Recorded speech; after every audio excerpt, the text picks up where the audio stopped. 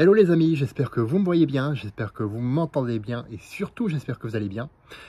En quoi préfères-tu croire? En un vague espoir ou alors en un processus associé à un objectif précis?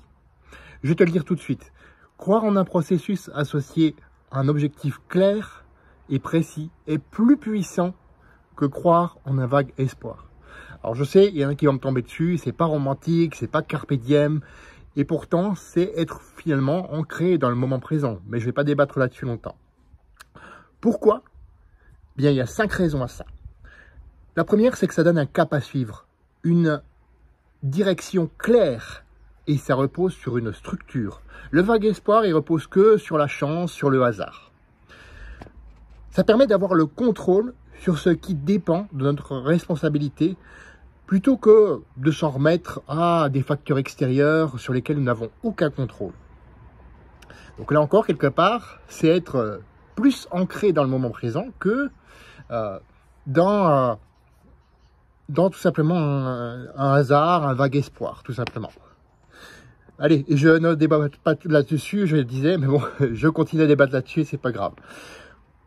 Troisième raison, ça rend possible la mesure des progrès réalisés, à condition de faire preuve d'objectivité. Et ça, c'est difficile pour la plupart des gens. Faire preuve d'objectivité.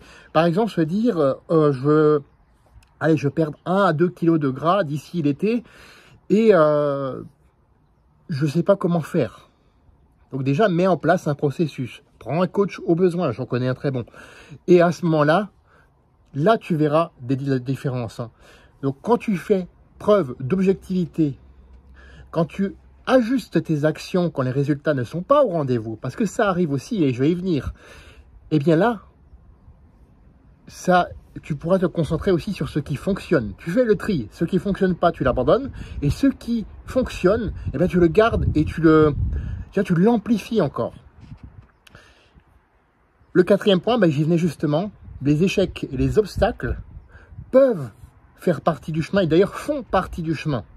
Et ce chemin peut être long. Oui, effectivement, on ne va pas se cacher, on ne va pas se dire « Oui, tu vas réussir dès demain, ou en 3 mois, tu vas devenir millionnaire, ou en 3 mois, tu auras ce corps de rêve. » Non, ça n'existe pas, ça. Ça, ce sont des mirages. Ça, ce sont le vague espoir.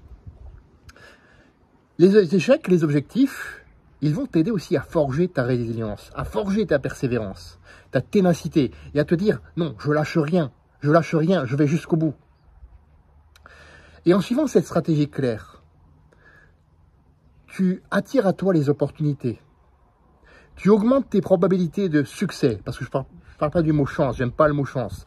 Tu augmentes tes probabilités de succès. Et là, tu te mets en confiance et tu agis pour que ces choses arrivent. Plutôt que de te dire « Ah, j'attends d'être en confiance pour que les choses arrivent. » Non, tu agis d'abord. Tu es proactif, tu n'es pas réactif. Tu n'attends pas. Et donc, le processus associé à un objectif clair transforme ton vague espoir en réalité. Et là, tu fais une différence. Maintenant, dis-moi, toi, où en es-tu dans ce processus justement? Quel est ton objectif clair? Qu'est-ce que tu as déjà mis en place pour l'obtenir? Et qu'est-ce qu'il te reste à savoir pour l'obtenir, cet objectif? C'est à toi de jouer. Fais de ta vie une aventure mémorable qui te ressemble et à personne d'autre. Et on se retrouve la semaine prochaine pour une autre vidéo. À bientôt.